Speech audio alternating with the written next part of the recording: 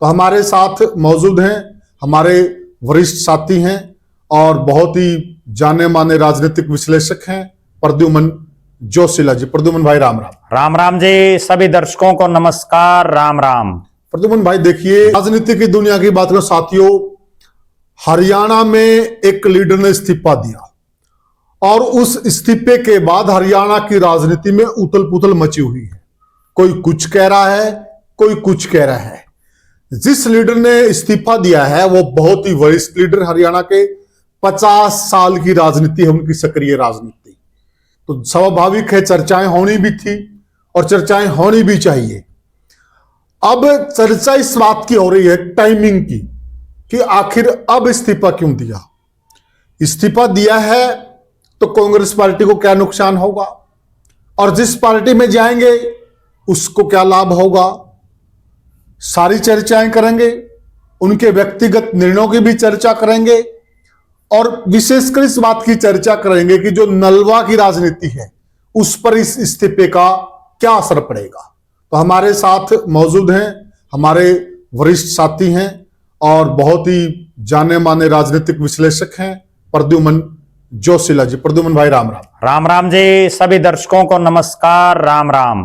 प्रद्युमन भाई देखिए जी, जो प्रोफेसर संपत सिंह हैं जी, अगर हम हरियाणा की राजनीति की बात करें, जिन लोगों ने चौधरी देवीलाल की उंगली पकड़कर राजनीति की शुरुआत की, उन लोगों में शायद गिने चुने लोग ही बचे, उनमें प्रोफेसर संपत सिंह भी एक हैं जी।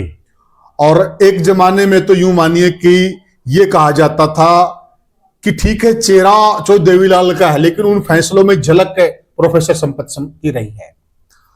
दूसरी बात, ये चौधरी देवीलाल की सरकार में भी बड़े मंत्री रहे, उनके सुपुत्र ओम प्रकाश चौटाला की सरकार में भी बड़े मिनिस्टर रहे। ये भी अपने आप में एक रिकॉर्ड की बात है। लेकिन एकाएक इन्होंने देवीलाल परिवार को छोड़ दिया। लेकिन अब जो चर्चा हो रही है, जो कांग्रेस पार्टी से इन्होंने इस्तीफा दिया है एकाएक जी, तो इसको लेकर बहुत सारी उथल पुथल मची हुई है। आप इस फैसले को अपनी नजर से किस प्रकार से आंक रहे हैं? देखो, अब जो प्रोफेसर संपत सिंह ने फैसला लिया है जी, वो एक मजबूरीवश लिया गया फैसला है। अच्छा। क्योंकि कांग्रेस में जिस ढंग के हालात और जिस ढंग की परिस्थितियां हैं आज के दिन, जी, उनके सब रास्ते बंद हो चुके थे। जी, ये वही प्रोफेसर संपत सिंह हैं जिनको 2009 में इंडियन नेशनल लोकदल ने हिसार से लोकसभा की टिकट दी। जी बिल्कुल। बड़े कांटे के मुकाबले में लगभग 6000 के आसपास वोटों से चुनाव हार गए थे, 6900 वोटों से। और उस समय हर तरफ यही चर्चा थी कि संपत सिंह इसलिए चुनाव हार गए कि इंडियन नेशनल लोकदल के जो हिसार के वर्कर थे जी, वो कहीं ना कहीं चौधरी ओम प्रकाश चौटाला के बेटे जो उस समय चुनाव लड़ रहे थे लोकसभा का, अजय सिंह चौटाला, वहां चले गए थे और उस वजह से यहां जो है चुनाव लूज कर गए प्रोफेसर संपत सिंह। भिवानी से वो चुनाव उसके बाद प्रोफेसर संपत सिंह ने चौधरी देवीलाल का फोटो लगा करके जी अपने कार्यकर्ताओं की एक मीटिंग बुलाई और उस मीटिंग में उन्होंने जो है पार्टी छोड़ने का ऐलान कर दिया। जी, मुझे आज भी वो दिन याद है। और पार्टी छोड़ने के बाद हालात ये बन गई थी प्रोफेसर संपत सिंह की कि परिसीमन हो चुका था। यस। उनका खुद का भट्टू विधानसभा क्षेत्र, जहां से वो कई दफा विधायक रहे थे, मंत्री भी रहे थे सरकारों में जी, वो उनका टूट गया था और फतेहाबाद में भट्टू का इलाका लगा दिया गया था। और फतेहाबाद नेचुरल बात है, शहरी सीट थी, शहर का प्रभाव था उसमें। उस लिहाज से संपत सिंह का ये लग रहा था कि वहां से बात नहीं बनेगी। एकाएक उन्होंने चौधरी भूपेंद्र सिंह हुड्डा के गीत गाने शुरू किए, कांग्रेस पार्टी को ज्वाइन किया और भूपेंद्र सिंह हुड्डा ने राजनीतिक रूप से बेघर हो चुके प्रोफेसर संपत सिंह को परिसीमन में नए बने नलवा हल्के से टिकट दे दी जी, जहां प्रोफेसर संपत सिंह का अपना कोई प्रभाव नहीं था। ये अलग बात है कि उनका जो खुद का घर था, वो भले ही भट्टू से विधायक रहे लेकिन उनका घर सेक्टर 15 में था जो नलवा हल्के में आता। Yes, yes. लेकिन नलवा के गांव में और उसमें वो बहुत ज्यादा सक्रिय नहीं थे। उनको विधायक बनाया। विधायक बनाने के बाद 5 साल उनको ना मंत्री बनाया, ना उनके परिवार से या उनको खुद को कोई बहुत बड़ी चौधर दी। वो कहीं ना कहीं ये भी दर्शा रहा है कि कांग्रेस ने ठीक है राजनीतिक रूप से बेघर प्रोफेसर संपत सिंह को एक नया घर दिया, लेकिन जितना उनको देना चाहिए था वो नहीं दिया। प्रद्युमन भाई देखिए, इसमें एक चीज ये भी है, अब हुड्डा साहब ने भी सरकार बनानी थी जी और सरकार तो एमएलए से बनेगी, जी। तो उनको भी तो एक एमएलए चाहिए था ना नलवा का, जी एक जिता हुआ आदमी भी चाहिए था, और एक संपत सिंह जैसा साफ सुथरा चेहरा, बेदाग चेहरा, जो इतने लंबे समय तक मंत्री रहे। ये भी आप मानेंगे, देखिए कि जो आदमी वित्त मंत्री रहा हो और जो देवीलाल की सरकार में भी, ओम प्रकाश चौटाला की सरकार में भी, लेकिन बेदाग छवि रही है, इसमें भी कोई दो राय नहीं है। तो कहीं ना कहीं एडवांटेज तो भूपेंद्र सिंह हुड्डा ने भी तो लिया ना उस चेहरे का। नहीं, बिल्कुल, देखो फायदा तो मिला है। हाँ। नेचुरल बात है, जब प्रोफेसर संपत सिंह इनेलो को छोड़ करके कांग्रेस में आए 2009 में, इंडियन नेशनल लोकदल बहुत अच्छी हालात में था, बहुत अच्छी हालत, बहुत अच्छे हालात में था। और अगर संपत सिंह इनेलो में रहते तो हो सकता है, कांग्रेस भी तो 40 आई थी, हाँ, बहुमत से पीछे थी कांग्रेस, बिल्कुल हो सकता है कांग्रेस 30 पटक जाती या 35 पटक और एक जाती। चीज ये देखिए ना, वो सीट पे कांग्रेस जीतने में कामयाब रही जो संपत सिंह का क्षेत्र रहा था, यानी कि इनके जो गांव कुछ उकलाना में लगे, भट्टू के गांव, कुछ भट्टू के गांव नलवा में लगे, आदमपुर को छोड़ दें तो बाकी जगह कामयाब हाँ, रही थी, कामयाब रही थी, तो जी। कहीं न कहीं श्रेय तो था इनका। नहीं, निश्चित रूप से था सरे, हाँ, लेकिन उसमें बात ये है ना, दो तीन चीजें हैं कि प्रोफेसर संपत सिंह को भी उस समय जरूरत थी। हाँ जरूर, तो बिल्कुल, क्योंकि तब बीजेपी का तो कोई था नहीं सिस्टम, नो डाउट। हाँ। ठीक है, हरियाणा में पार्टी मेन कांग्रेस और Indian national Yes, Lokdal, yes। Inelo जो वो कहते हैं कि मेरे साथ गड़बड़ होगी, तो उसके बाद और कोई विकल्प नहीं था, तो नेचुरल बात है कांग्रेस में चले गई। अच्छा, कांग्रेस की ये मजबूरी थी कि हिसार एरिया में जो सबसे बड़ा चेहरा कांग्रेस में था, चौधरी भजनलाल का परिवार, वो कांग्रेस छोड़ चुका था 2007 में। बिल्कुल, चौधरी भजनलाल और कुलदीप बिश्नोई जो है छोड़ चुके थे। उसके बाद इस पूरे इलाके में कांग्रेस के पास कोई नेता नहीं, बड़ा चेहरा नहीं था। क्योंकि यहाँ के जो राजनीति थी पूरे 7 के 7 हल्कों की, वो चौधरी भजनलाल के परिवार के इर्द गिर्द घूम रही थी। फतेहाबाद में भी चौधरी भजनलाल के परिवार का एक अच्छा खासा नाम था, यू आर राइट, और उसकी वजह से कांग्रेस को भी जरूरत थी इस इलाके में कि मजबूत लीडर हो, और इसीलिए प्रोफेसर संपत सिंह को आते ही तुरंत प्रभाव से नलवा से टिकट दे दी। वरना तो मैं आपको ये बताऊं कि नलवा में उस समय, क्योंकि नया नया हल्का बना था, 2 दर्जन के आसपास लोग टिकट मांग रहे थे। कोई पद यात्रा निकाल रहा था, कोई होर्डिंग लगा रहा था, कोई पोस्टर लगा रहा था, कोई जनसभाएं करवा रहा था, ठीक है। यहां तक कि जो रामनिवास घोड़ेला जिसको बरवाड़ा से टिकट दी, वो भी नलवा से मांग रहा था। और हराया किसको? जसमा मतलब चौधरी भजनलाल की धर्म पत्नी, जो बहुत बड़ा राजनीतिक परिवार था उस दौर में, बहुत बड़ी ताकत थी, इसमें कोई दो राय नहीं है। नहीं, बिल्कुल, तो उस परिवार को हराया। वो तो ऐसा है, प्रोफेसर संपत सिंह ने श्रीमती जसमा देवी को भी हराया, रणबीर सिंह गंगवा जो आज मंत्री हैं उनको भी हराया, ठीक है। दोनों अपने आप में ठीक है, रणबीर गंगवा उस समय बड़ा चेहरा नहीं थे, लेकिन रणबीर गंगवा का सबसे पॉजिटिव पॉइंट ये था कि उनका गांव इस हल्के में, बिल्कुल, और गंगवा बहुत बड़ा गांव है, बहुत बड़ा गांव है, ठीक है ना। दोनों को हराया उन्होंने। फिर उनको जब मंत्री नहीं बनाया गया, 2014 में उनको फिर टिकट दी 2000, और यहां तक भी है कि 2014 में जब उनको कांग्रेस ने टिकट दी तो वो बुरी तरह से चुनाव हारे। उस चुनाव में चौधरी भजनलाल के बेटे चंद्रमोहन ने चुनाव लड़ा था, वो भी हार गए। चौधरी भजनलाल के परिवार का कोई सदस्य आज तक नलवा से नहीं जीत पाया है, ये भी अपने आप में एक रिकॉर्ड की बात है। और 2014 की हार के बाद प्रोफेसर संपत सिंह को ना 19 में टिकट मिली, ना 24 में मिली। उसके बाद उन्होंने 19 के चुनाव में जब उनकी टिकट कटी तो बीजेपी में शामिल हो गए। बीजेपी वालों ने भी उनकी पूरी जो है, जो बिरानमाटी एक राजनीतिक रूप से कहते हैं, क्योंकि उनको कोई पद नहीं दिया, कोई बहुत वैल्यूएबल उनकी जो है जगह पर उनको नहीं रखा गया, उसकी वजह से फिर आखिरकार उन्होंने फिर भूपेंद्र सिंह हुड्डा के पाले में वो चले गए, फिर कांग्रेस ज्वाइन कर ली। 2024 में उनको फिर कांग्रेस ने टिकट नहीं दी। जब कांग्रेस ने टिकट नहीं दी उनको, तो उन्होंने फिर इंडिपेंडेंट फार्म भरा। उसके बाद दीपेंद्र सिंह हुड्डा उनके आवास पर आए और फिर जो है वो मान गए प्रोफेसर संपत सिंह।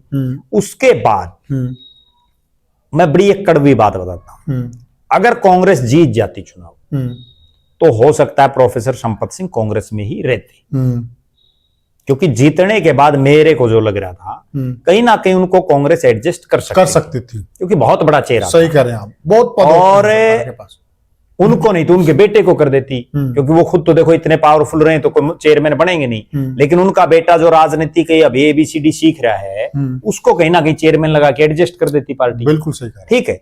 उसके बाद कांग्रेस चुनाव हार गई। कांग्रेस चुनाव हारने के बाद प्रोफेसर संपत सिंह का मन भी डावाडोल रहा। एक तो बुढ़ापा भी है क्योंकि उम्र लगातार बढ़ती जा रही है। अच्छा, जो उनके बेटे हैं गौरव संपत सिंह, उनमें मैं जो समझ रहा हूं जितने गट्स राजनीति के प्रोफेसर संपत सिंह में वो गौरव संपत सिंह में नहीं है, क्योंकि प्रोफेसर संपत सिंह ने तो एक आम घर से उठ करके और राजनीति में संघर्ष किया है। You are right. उन्होंने धरने, जलसे, जुलूस, प्रदर्शन हर चीज में भाग लिया। किस राजनेता के साथ उन्होंने राजनीति की शुरुआत की है? बिल्कुल, वो अपने आप में राजनीतिक यूनिवर्सिटी थे। बिल्कुल देवीलाल, बिल्कुल। और गौरव संपत सिंह ने तो ऐसा कोई लंबा चौड़ा कोई संघर्ष किया नहीं, वो तो अपने पिता की छत्र छाया में राजनीति कर रहे हैं। बिल्कुल। उसके बाद 2024 का रिजल्ट आ गया, चौधरी ओम प्रकाश चौटाला साहब का देहांत हो गया। उस समय भी इस तरह की अटकलें शुरू हो गई थी कि अब प्रोफेसर संपत सिंह इनेलो में घर वापसी करेंगे। कांग्रेस का शीर्ष नेतृत्व भूपेंद्र सिंह हुड्डा को सीएलपी बनाए ना बनाए इस उहापोह की स्थिति में था। प्रोफेसर संपत सिंह और उनके बेटे गौरव संपत सिंह लगातार सोशल मीडिया के विभिन्न प्लेटफॉर्मों पर बिना नाम लिए जो है इस तरह की टिप्पणियां करते रहे, जो कहीं ना कहीं या तो जयप्रकाश जेपी से संबंधित रही, जो हिसार के सांसद हैं, आज के दिन भूपेंद्र हुड्डा के सबसे नजदीकियों में शामिल हैं, क्योंकि भूपेंद्र हुड्डा की कोठी पर अगर सबसे ज्यादा समय कोई नेता रहता है हुड्डा फैमिली के अलावा तो जयप्रकाश जेपी मिलेगा आपको। उनको हम यूं कह सकते हैं आजकल वो हुड्डा के हनुमान है। बे हनुमान है या क्या है वो तो हुड्डा साहब बताएंगे, लेकिन मैं तो ये बड़ी एक बात कह सकता हूं तो है कि मैं जो देख पाता हूं कि चौधरी भूपेंद्र सिंह हुड्डा और दीपेंद्र सिंह हुड्डा की कोठी के बगल में ही जयप्रकाश जेपी की कोठी भी है, जो सरकारी दोनों को दीपेंद्र को और जेपी को मिली हुई है। लेकिन सबसे ज्यादा समय अगर हुड्डा साहब की कोठी पर कोई नेता रहता है तो जयप्रकाश जेपी है, इसमें कोई दो राय नहीं। और सबसे ज्यादा पड़ोसी हैं इसलिए तो नहीं रखते ना पड़ोसी से पहले, पड़ोसी तो अभी बने 1 साल में, 1.5 साल पहले, उससे पहले भी रहा करते, उससे पहले भी सबसे ज्यादा जेपी रहा करता। ये तो मैं आंखों देखी बात बता रहा हूं। और उससे भी बड़ी बात बता देता हूं, जयप्रकाश जेपी वो नेता है पूरे हरियाणा की कांग्रेस में, पूरे हरियाणा के भूपेंद्र सिंह हुड्डा के नजदीकियों में सबसे ज्यादा हुड्डा परिवार को हर मामले में जो आदमी प्रोटेक्ट कर रहा है, जो आदमी हुड्डा साहब की हर बात में हाँ मिला रहे हैं, दीवार की तरह, या जो आदमी हुड्डा के खिलाफ कोई बयान दे देता है उस पर बचाव जो कर रहा है दीवार के, वो जयप्रकाश जेपी है, इसमें कतई कोई दो राय। ठीक बात है। इसके बाद और सीनियर भी तो है, सीनियर तो देखो, सीनियर होने मैंने सबसे बड़ी बात यह है कि 1989 में केंद्र में मंत्री बन लिया। बिल्कुल ठीक है ना, बिल्कुल। आज के दिन एक बड़ी कड़वी बात बताता हूं, हरियाणा की संसद में 10 सांसद हैं और 5 राज्यसभा के सांसद हैं। सबसे सीनियर अगर देखें तो जयप्रकाश जेपी है, क्योंकि 1989 में केंद्र में मंत्री था। प्रद्युम्न भाई त्याग देखिए, मैंने इंटरव्यू में उनसे ये पूछ लिया कि आप इतनी बार के सांसद हो गए जी, आप बहुत वरिष्ठ हैं, तो क्यों नहीं आपको मुख्यमंत्री का चेहरा बनाया जाए? उन्होंने साफ मना कर दिया, नहीं, मुख्यमंत्री का चेहरा भूपेंद्र सिंह हुड्डा है, मैं उनके अंडर काम करता हूं, मेरे नेता, ये बात कहना कि मेरे नेता चौधरी भूपेंद्र सिंह हुड्डा हैं। दूसरी बात है, और मैं दीपेंद्र सिंह हुड्डा के साथ भी काम करता हूं, मुझे उनके नेतृत्व में भी, जबकि कड़वे सच्चाई ये है कि चौधरी भूपेंद्र सिंह हुड्डा तो जूनियर वो चुनाव हारे थे और उनसे जूनियर, उनका तो खाता 1991 में खुला था और तब जेपी जो केंद्र में मंत्री बन चुका था। राइट बात है, ठीक है ना। बहुत कम दर्शकों को इस बात का पता होगा कि जयप्रकाश जेपी ने अपनी एक पार्टी भी बनाई थी। यस, ठीक है ना, बिल्कुल। उसके बाद जयप्रकाश जेपी के हुड्डा परिवार के नजदीकियों के चलते और प्रोफेसर संपत सिंह की और जयप्रकाश जेपी की हमेशा से ही राजनीतिक खींचतान रही है, इसमें कोई दो राय नहीं। बिल्कुल। बल्कि उनके जो बेटे हैं गौरव संपत सिंह, उन्होंने तो बिना नाम लिए बहुत कुछ उनके बारे में सोशल मीडिया पर लिखा था, हालांकि नाम नहीं लिया था उनका, लेकिन इशारे उन्हीं की तरफ थे। उसके बाद हर तरफ ये अटकलें शुरू होगी कि वे प्रोफेसर संपत सिंह अब कहां जाएंगे, वो भी बिना नाम लिए हुड्डा को टारगेट करने लगे। और टारगेट भी इसलिए कर रहे थे, मैं जो समझ पा रहा हूं, क्योंकि उम्र का आखिरी पड़ाव किसी भी शख्स का हो तो वो अपनी राजनीति में सम्मानजनक विदाई चाहता है। ठीक बात, कोई भी हो। आज प्रोफेसर रामविलास शर्मा हैं, उन्होंने बीजेपी को इतना सींचा और आज हालात ये कि बीजेपी ने उनको एमएलए की टिकट नहीं दी, जो खुद टिकट बांटता था। राइट बात है, ठीक है ना। 2014 में जब सरकार बनी, टिकट बांटने वाला रामविलास शर्मा था। 24 आते आते यानी 10 साल में आप देखो कितना गेम बदल गया, समय की टिकट नहीं मिल पाई। ठीक है। उसी तरह से प्रोफेसर संपत सिंह, जो कभी इंडियन नेशनल लोकदल में डिसीजन जो होते थे वो करने वाला था, ठीक है, वित्त मंत्री, गृह मंत्री को छोटे डिपार्टमेंट, विधायक दल का नेता, बहुत बड़ी बात है, बहुत बड़ी बात है। और उसके बाद अटूट विश्वास, चाहे ओम प्रकाश चौटाला साहब का हो, चाहे चौधरी देवीलाल का हो, वो भी इन पर रहा। इसके बाद हरियाणा प्रदेश की राजनीति में इस तरह की चर्चाएं और इस तरह के विचार सुनने को मिले राजनीतिक गलियारों में कि हुड्डा को अब कांग्रेस खुडे लाइन लगाएगी। इसी के मद्देनजर प्रोफेसर संपत सिंह ने 25 सितंबर को चौधरी देवीलाल की जयंती पर जो उनका सम्मान समारोह रोहतक में आयोजित किया जा रहा था, उसमें वो शामिल हुए और शामिल होकर के उन्होंने खूब अभय सिंह चौटाला, चौधरी देवीलाल, चौधरी ओम प्रकाश चौटाला के कसीदे पढ़े। सार्वजनिक तौर पर बिना नाम लिए भूपेंद्र सिंह हुड्डा और हुड्डा फैमिली पर खूब प्रहार किया। लेकिन मैं तो ये मानता हूं कि राहुल गांधी कहां सोए हुए थे, क्यों नहीं उस दिन उन पर एक्शन किया गया। एक कांग्रेस का नेता और वो जो है दूसरी पार्टी के नेता के गुणगान गा रहा है। ठीक बात है, उसी दिन एक्शन होना चाहिए था। राइट बात है। उसके बाद कांग्रेस ने भूपेंद्र सिंह हुड्डा को विधायक दल का नेता और राव नरेंद्र को प्रदेश अध्यक्ष बना दिया। जो ही भूपेंद्र सिंह हुड्डा को विधायक दल का नेता बनाया, प्रोफेसर संपत सिंह ने फिर से जो है अपने कई इंटरव्यूज में और कई जगह पर सार्वजनिक रूप से बिना नाम लिए हुड्डा पर फिर निशाना साधना शुरू कर दिया। और उनको ये समझ आ गया कि अब कांग्रेस में हुड्डा पावरफुल है। इसी बीच में एक बात और बताता हूं, प्रोफेसर संपत सिंह को जब ये पता चल गया कि हुड्डा साहब के यहां दाल नहीं गले, क्यों? क्योंकि 2019 में तो भूपेंद्र सिंह हुड्डा ने यह कहकर के उनको टिकट नहीं दी, भाई ये टिकट कुलदीप बिश्नोई ले आया केवल इसलिए कि कुलदीप और रेणुका दो विधायक थे अजका के, और उन्होंने राहुल गांधी के सामने अपनी पार्टी मर्ज की थी और 2 सिटिंग विधायक, उसके बदले में पार्टी ने 2 टिकटें दे दी। उन्होंने 80 के बजाय नलवा पर अपना दांव खेल दिया। तो कहीं ना कहीं प्रोफेसर संपत सिंह को भी ये समझ आया होगा कि भाई ठीक है, राहुल गांधी से बड़ा तो कौन है। राइट बात। और जब 2 सिटिंग विधायक हैं अगले के, तो ले आया। उस चुनाव में उन्होंने ठीक है बीजेपी ज्वाइन कर ली, लेकिन 2024 के चुनाव में तो भूपेंद्र सिंह हुड्डा ही सर्वे सर्वा थे। लगभग 72 टिकटें उन्होंने, खटास आया, लगभग 72 टिकटें उन्होंने 89 में से बांटने का काम किया। तो अपने आप में यह दर्शाता है कि जब 89 में 72 बांटी, तब प्रोफेसर संपत सिंह को नहीं मिली, और उससे पहले वो लोकसभा की भी मांग रहे थे। राइट बात। लोकसभा में भी 9 में से 8 भूपेंद्र सिंह हुड्डा ने बांटी, और उन 8 में भी उनकी गिनती नहीं, 72 में भी गिनती नहीं, तो भविष्य में कैसे गिनती होगी? समझ में तो उनका भी आ गया। अब जब सब विकल्प बंद हो गए, तो अब और क्या करें? उसके बाद क्या होता है, प्रोफेसर संपत सिंह यूं ही बयानबाजी चलती रहती है। इसी दौरान कांग्रेस पार्टी ने एक अनुशासन समिति बना दी। डिसिप्लिन जो कमेटी की घोषणा की गई, जिसमें पूर्व प्रदेश अध्यक्ष और पूर्व सांसद धर्मपाल मलिक को प्रदेश अध्यक्ष बनाया गया। उस कमेटी की जो ही मीटिंग की डेट आई, तो प्रोफेसर संपत सिंह ने भी ये सोच लिया था, मैं जो समझ पा रहा हूं, क्योंकि राजनीतिक आदमी का आईक्यू लेवल कहीं ना कहीं इतना तो होना चाहिए कि आपके ऊपर अगली कार्रवाई क्या हो। बिल्कुल बिल्कुल।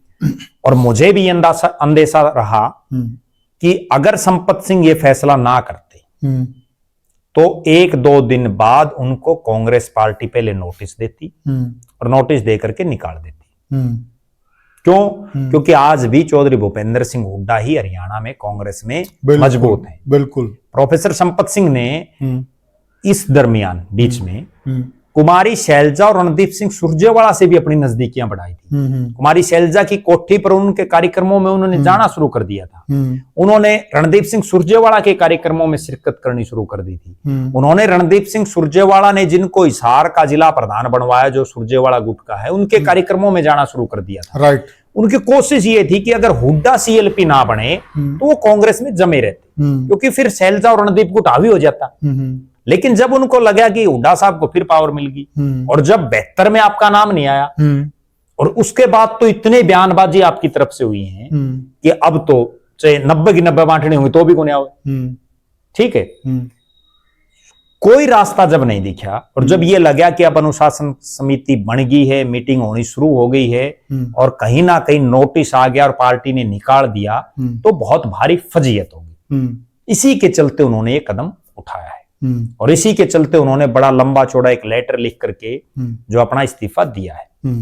लेकिन मेरा ये मानना है कि प्रोफेसर संपत सिंह भी कुलदीप बिश्नोई की राह पर चल पड़े हैं। अच्छा, कैसे? जिस तरह से कुलदीप बिश्नोई लगातार गलत पर गलत फैसले ले रहे हैं, उनके लगभग जितने राजनीतिक फैसले हैं वो लगातार गलत साबित हो रहे हैं, और वही काम प्रोफेसर संपत सिंह भी कर रहे हैं। 2009 में जब उन्होंने इंडियन नेशनल दोनों सेक्टर 15 में रहते हैं, कहीं पड़ोसी हैं, पड़ोसी हैं, एक ही गली में घर है, प्रभाव है। हाँ, हो सकता है, ठीक है ना। क्योंकि 2009 में उस इंडियन नेशनल लोकदल को उन्होंने छोड़ा जिसने एक आम घर के नौजवान को उस लोकदल ने प्रदेश की सबसे बड़ी विधानसभा में चौधरी देवीलाल ने पहुंचाया। बहुत ठीक है, वो पार्टियों के नाम अलग अलग थे उस समय। उसके बाद गृह मंत्री बनाना, वित्त मंत्री बनाना, अपने विधायक दल का नेता बनाना, और बताओ, और प्रोफेसर संपत सिंह क्या चाहते? उसको छोड़ दिया, कांग्रेस ने उनको क्या दे दिया। उसके बाद, लेकिन उस वक्त उनकी मजबूरी भी थी। मजबूरी आप तो लोकसभा हारे हैं, बात आपकी ठीक है, लेकिन आप एक चीज और देखिए ना, इंडियन नेशनल लोकदल ने उनको विधायक बनाया, इंडियन नेशनल लोकदल ने उनको एक बार नहीं कई बार विधायक बनाया, इंडियन नेशनल लोकदल ने उनको मुख्यमंत्री के बाद सबसे पावरफुल जो महकमे हो उनका मंत्री बनाया, इंडियन नेशनल लोकदल ने उनको, भले ही नाम अलग अलग रहे पार्टी के, उनको अपने विधायक दल का नेता बनाया। चौधरी देवीलाल की पार्टी ने लोकसभा का उनको चुनाव लड़ाया। कांग्रेस ने क्या किया? जिस कांग्रेस में वो गई इनेलो को छोड़ के, उन्होंने केवल 2 बार उनको टिकट दी, एक बार वो हार गए, एक बार केवल एमएलए रख लिया। उसके बाद वो फैसला गलत होने के बाद अगली फैसला था नहीं, अगली सुनिया, 2019 में उन्होंने बीजेपी ज्वाइन की। बीजेपी ने उनको क्या दिया? जो सामने वाली कुर्सी थी उस पर भी उनकी कुर्सी नहीं लगा करते, सामने जो पब्लिक कार्यकर्ता बैठते उसमें बिठाया करते, ये बीजेपी ने उनको दिया। बीजेपी का तो प्रोटोकॉल है। फिर वो वापस कांग्रेस में आ गई। नहीं, नेता को अपना कद भी तो देखना चाहिए। नहीं, वो तो प्रोटोकॉल है। बात आपकी ठीक है, लेकिन या तो फिर उस प्रोटोकॉल का पहले भी तो पता होगा प्रोफेसर संपत सिंह को, फिर वो छोड़ दी क्यों? लगभग 2 साल में उन्होंने छोड़ दी। शूट नहीं किया। हाँ, छोड़नी नहीं चाहिए था ना। शूट नहीं किया तो उन्होंने फिर उस समय क्यों ज्वाइन किया? इतना तो राजनीतिक विवेक ज्वाइन करने का उनका एक रीजन था, जो देश के प्रधानमंत्री नरेंद्र मोदी, बीजेपी में वो सर्वेश रहा, एक दौर में इनकी अच्छी ट्यूनिंग रही है, तो उनको लगता था कि वहां देखिए, वहां चौधरी, वो ट्यूनिंग बाद में कहां गई? वो ट्यूनिंग तो बीजेपी में प्रोटोकॉल है। हाँ, तो बस ये बात तो उनको पहले समझ लेनी चाहिए ना, प्रोटोकॉल है। और अगर इतना सीनियर नेता इस बात को नहीं समझ पाता तो फिर किस चीज की नेतागिरी कर रहे हैं? इतने सीनियर नेता को समझ लेना चाहिए। तो समझ में आई जब छोड़ दी, फिर जब उनको समझ में आ गई छोड़ दी, उसके बाद फिर क्या फैसला लिया? उसी उल्टी कांग्रेस में चले गए जिसने 2019 में उसकी टिकट काटी। समझ में कहां आई? जो 2019 में उसके साथ किया वही 2024 में कर दिया। तो उस वक्त नहीं आई ना समझ में। उस वक्त इनेलो इतनी मजबूत नहीं थी।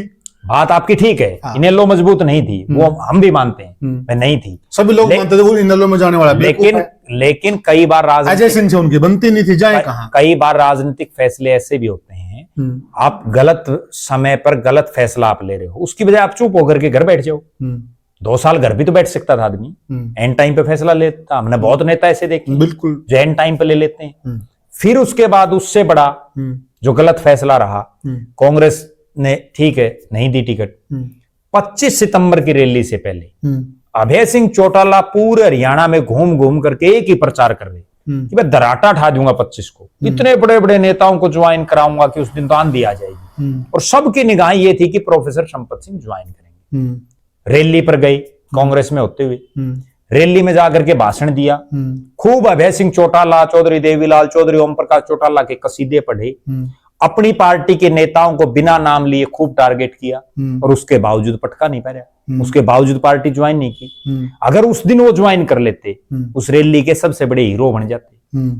वो राजनीतिक चूक या गलत फैसला नहीं है तो तालियां बजती, गलत फैसला नहीं है तो और क्या है? तालियां बजती। उस दिन अभय सिंह चौटाला को जरूरत थी, ठीक आज भी जरूरत है, क्योंकि आज भी अभय सिंह चौटाला का राजनीतिक रूप से कोई बहुत बड़ा अभी तक सिस्टम नहीं बन पाया है। बिल्कुल जरूरत आज भी है, लेकिन उस दिन बहुत ज्यादा जरूरत थी। उस दिन वो सुर्खियों में रहते। यस, एक खबर बनती बहुत बड़ी। अभय सिंह चौटाला जो उनको खुद गाड़ी में बैठा के ले आए अपनी में, बिल्कुल, और उनको इतना मान सम्मान दिया, अपने बगल वाली सीट पर उनको बैठा रखा था। यस।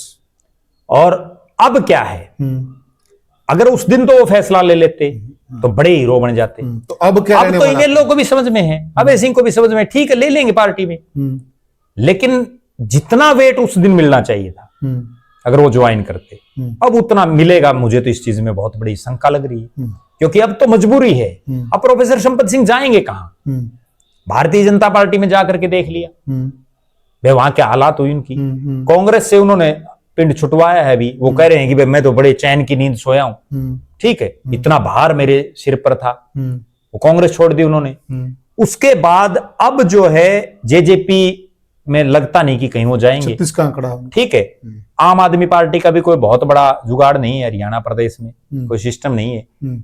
खुद की पार्टी बनाने की उनकी इतनी क्षमता नहीं है कि वो खुद की पार्टी बना करके और चला सकें। तो और क्या विकल्प बच गया? केवल इकलौता विकल्प है। अब तो विकल्पहीन जब सब सिस्टम हो गया, जब कोई विकल्प ही नहीं बचा, तो क्या फैसला लेगा आदमी? तो फैसला लेगा इंडियन नेशनल लोकदल। चलो ये तो ठीक हो गया, लेकिन ये बताइए कि इनके जाने से लोकदल को कितना फायदा होगा? देखिए ये बातें आपकी सारी सही हैं, लेकिन अभय भी फिलहाल अभय के तर्कस में तीर नहीं है, तो उनको भी तर्कस में तीर चाहिए, और उनको नेताओं को हाथों हाथ भी लेना पड़ेगा, मान सम्मान भी देना पड़ेगा, वेटेज भी देना पड़ेगा। नहीं देंगे तो फिर आप समझते हैं कि तो इन लोगों को क्या फायदा होगा? नहीं, वो तो देखो क्षेत्रीय जो पार्टियां होती ना, वो घर की भाई काका लिखनिया, उसमें चक्की में बना दो। बना तो राहुल गांधी कांग्रेस में भी सकता है, मल्लिकार्जुन खड़गे कांग्रेस में भी बना सकता है, लेकिन राष्ट्रीय पार्टी का एक थोड़ा अलग सिस्टम हो जाता है। प्रदेश की पार्टी है, एक एक आदमी की जरूरत है। आज कांग्रेस के नेता चाहे बड़ी बड़ी डींगे कोई भी आंकता रहे, बड़ी कड़वी सच्चाई मैं बताऊं कि यूं कहते रहे भाई संपत सिंह के जाने से कोई फर्क नहीं पड़ता, प्रोफेसर संपत सिंह चला गया क्या फर्क पड़ता है? एक आदमी भी चला जाता है ना, एक आम कार्यकर्ता, तो भी फर्क पड़ता है। और किसी दूसरी पार्टी में जब आम कार्यकर्ता आ जाता है तो वहां भी फर्क पड़ता है। यही बड़े नेता हैं। जब ये प्रोफेसर संपत सिंह आए थे इनकी पार्टी में, तो उन्होंने नहीं कि बड़े कसीदे पढ़े थे, ये नहीं कि मतलब इन्होंने ही उन नेताओं के पढ़े थे, दूसरी पार्टी वालों ने भी खूब पढ़े थे। भाई इन जैसा तो कोई बहुत बड़े आदमी, साफ छवि के, बड़े अनुभवी, ईमानदार तो हैं भी, अनुभवी भी हैं, बात सारी ठीक है। लेकिन समस्या वही है ना कि जो आदमी उस समय इतना बड़ा तुर्रम खान, और जब वो पार्टी छोड़ देता तो कहते हैं कि हमारी पार्टी कोई फर्क नहीं पड़ता। राजनीति है, इनकी बात नहीं करें, मैं कोई भी हो, ऐसे ही बोलते हैं सारे, यही तो राजनीति है बस। इसके बाद अब जब ये जाएंगे नेलो में, तो इसमें कतई कोई दो राय नहीं कि आज इंडियन नेशनल लोकदल में जितने भी पदाधिकारी कोई भी हो, अगर प्रोफेसर संपत सिंह जाते हैं तो वो सबसे सीनियर नेता होंगे, क्योंकि इंडियन नेशनल लोकदल में आज जितने हैं उनमें ना तो कोई वित्त मंत्री और गृह मंत्री जैसे डिपार्टमेंटों का मंत्री रहा, बहुत बड़ी बात है, ना कोई ऐसा शख्स रहा जिसने 6 बार विधायक लोकसभा का चुनाव लड़ा, इतने बड़े बड़े भारी भरकम मंत्रालय जिसके पास रहे, विधायक दल का नेता रहा हो, कोई नहीं है। और ना कोई ऐसा मंत्री जो देवीलाल का मंत्री हो। हाँ, ये भी है, इकलौते देवीलाल के जीवित मंत्री होंगे जो इनेलो में अभी नहीं। चौधरी देवीलाल के बजाय चौधरी ओम प्रकाश चौटाला कैबिनेट का भी कोई मंत्री नहीं बचा हुआ। रामपाल माजरा तो मुख्य संसदीय सचिव थे, मंत्री थोड़ी थे वो तो सीपीएस थे, मुख्य संसदीय सचिव। राइट, ठीक है। और अभय सिंह चौटाला को जरूरत है ऐसे लोगों। मैं एक बात में बड़ी दाद देता हूं प्रोफेसर संपत सिंह की। देखो पढ़े लिखे इसमें कोई दो राय नहीं, राजनीतिक ज्ञान है इसमें भी कोई दो राय नहीं। जो उन्होंने चिट्ठी लिखी है उसका एक एक शब्द अगर पढ़ा जाए तो वो ये दर्शाता है कि वो कितने परिपक्व नेता हैं। और ऐसा परिपक्व नेता, भले ही चुनाव हार जीत लगी रहती राजनीति में, चौधरी देवीलाल बहुत चुनाव हारे, ठीक है ना, राहुल गांधी चुनाव हार गए, ये चलती रहती राजनीति में, लेकिन उन जैसे परिपक्व नेता के आने से इंडियन नेशनल लोकदल को फायदा होगा, इसमें तो कतई कोई दो राय नहीं। अब वो फायदा कितना होगा और इनेलो इनका कितना यूज कर पाएगी वो समय बताएगा, उस समय अभी तो उन्होंने ज्वाइन ही नहीं किया। अभय सिंह चौटाला पे भी डिपेंड करता है। बिल्कुल।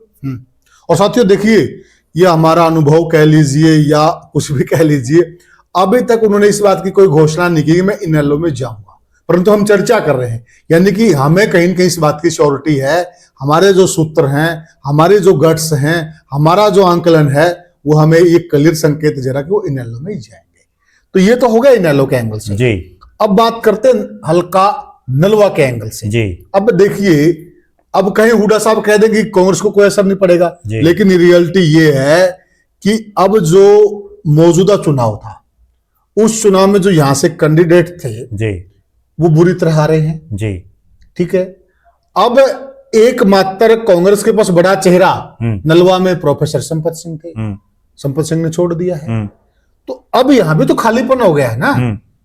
नलवा में भी तो खालीपन आया है, एक रिक्ता, एक बड़ा नेता गया है, एक अनुभवी नेता गया है, एक भूपेंद्र सिंह हुड्डा से भी बहुत ज्यादा सीनियर नेता गया है। तो कांग्रेस को जो ये नुकसान होगा, तो ये नुकसान कांग्रेस पर कितना भारी पड़ेगा? देखो, इसमें कतई कोई दो राय नहीं कि प्रोफेसर संपत सिंह चौधरी भूपेंद्र सिंह हुड्डा से राजनीतिक तौर पर अनुभवी रहे, बहुत ज्यादा, क्योंकि वो उस चुनाव को जीते थे और हुड्डा साहब हारे थे। राइट। हुड्डा साहब तो 1991 में बने, बिल्कुल ठीक है ना, वो 82 और 87 में बन लिए। बिल्कुल। इसके बावजूद ना केवल नलवा में नुकसान, बल्कि हिसार और फतेहाबाद, ये दो जिले तो ऐसे हैं जिनमें प्रोफेसर संपत सिंह का अपना एक वजूद है, इसमें कतई कोई दो राय नहीं। ठीक है, वो कहीं कम है कहीं ज्यादा है, वो एक अलग बात, प्रभाव है, लेकिन प्रभाव है, लोग जानते हैं। और दूसरी बात, बड़ी कड़वी बात बताता हूं कांग्रेस के लिए, नलवा विधानसभा में 4 चुनाव हुए परिसीमन के बाद, जब नया हल्का बना, केवल एक बार कांग्रेस जीती है, और वो एक बार प्रोफेसर संपत सिंह ही जीते हैं, उन्हीं के चेहरे पर। उसके बाद कांग्रेस लगातार 3 चुनाव यहां से हारी है, तीनों बार अलग अलग प्रत्याशी रहे। ठीक है, प्रोफेसर संपत सिंह भी चुनाव हारे, लेकिन 3 बार लगातार हारना अपने आप में यह दर्शा रहा है कि नलवा विधानसभा क्षेत्र में कांग्रेस की क्या राजनीतिक हालात है। जी, ये तो सच्चाई, इसमें कतई कोई दो राय नहीं। बिल्कुल राइट। और ना केवल नलवा में, बल्कि प्रोफेसर संपत सिंह की वजह से फतेहाबाद में भी कांग्रेस को नुकसान होगा, क्योंकि कांग्रेस के भले ही वहां बलवान सिंह दौलतप्रिय विधायक बन गए, लेकिन बहुत नैरो मार्जिन से, बहुत कम मार्जिन से वो चुनाव जीते हैं। आदमपुर में भी नुकसान होगा, आदमपुर में भी चंद्र प्रकाश बहुत नैरो मार्जिन से चुनाव जीते हैं, वहां भी नुकसान होगा। उकलाना का तो बहुत बड़ा एरिया पुराने भट्टू के हल्के में था, राइट, जो अग्रवा की पूरी बेल्ट है, ये पुराना भट्टू हल्का था, बिल्कुल। ठीक है, वहां भी नुकसान होगा, इसमें तो कतई कोई दो राय नहीं।